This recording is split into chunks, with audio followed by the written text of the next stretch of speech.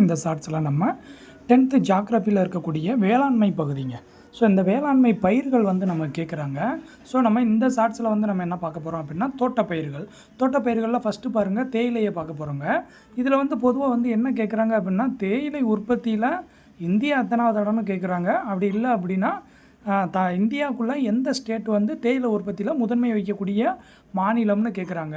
So அதுக்கப்புறம் அதில் ஏதாவது வகைகள் இருந்துச்சுன்னா அதை கேட்குறாங்க. ஸோ மொத்தமே 3 பாயிண்ட் நீங்கள் நல்லா தெரிஞ்சு வச்சுக்கிட்டாலே போதும்.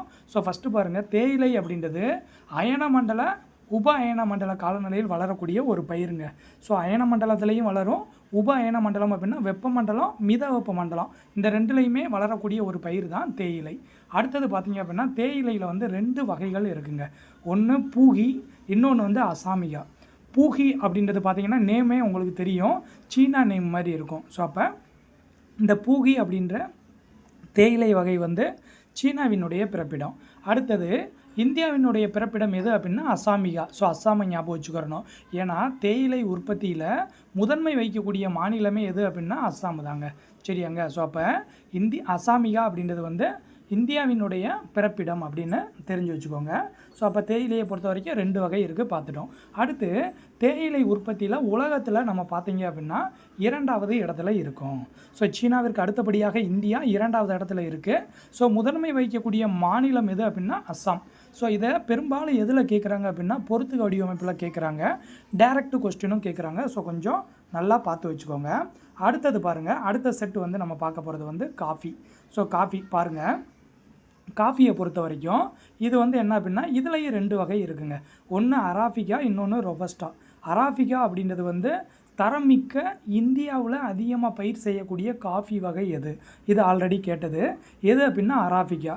ரொபஸ்டா அப்படின்றது வந்து தரம் குறைந்தது. சரியாங்க. ஸோ நம்ம வந்து தேயிலை உற்பத்தியில் 2வது இடத்துல இருந்தோம், ஆனால் காஃபி உற்பத்தியில் இந்தியா 7வது இடத்துல இருக்குங்க. சரியாங்க.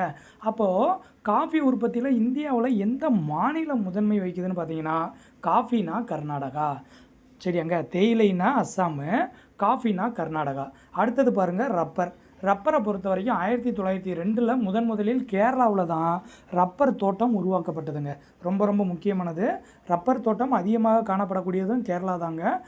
முதலாக உருவாக்கப்பட்டதும் கேரளாவில் தான் 1902. சரியாங்க. ஸோ பொதுவாக ரப்பருக்கு வந்து நமக்கு பொறுத்து வடிவமைப்பில் கேட்கும்போது கேரளாவை தான் கொடுக்குறாங்க ஆப்ஷனாக. ஸோ அதை கொஞ்சம் நல்லா பார்த்து வச்சுக்கோங்க. சரியாங்க. அடுத்தது பார்த்தீங்க அப்படின்னா நறுமண பயிர்கள். ஸோ நறுமண பயிர்களை பொறுத்த வரைக்கும் உங்களுக்கு நல்லா தெரியுங்க, பழங்காலம் தொட்டே இந்தியாவில் வந்து நறுமண பொருட்களுக்கு புகழ்பெற்ற ஒரு இடம் தான் இந்தியா.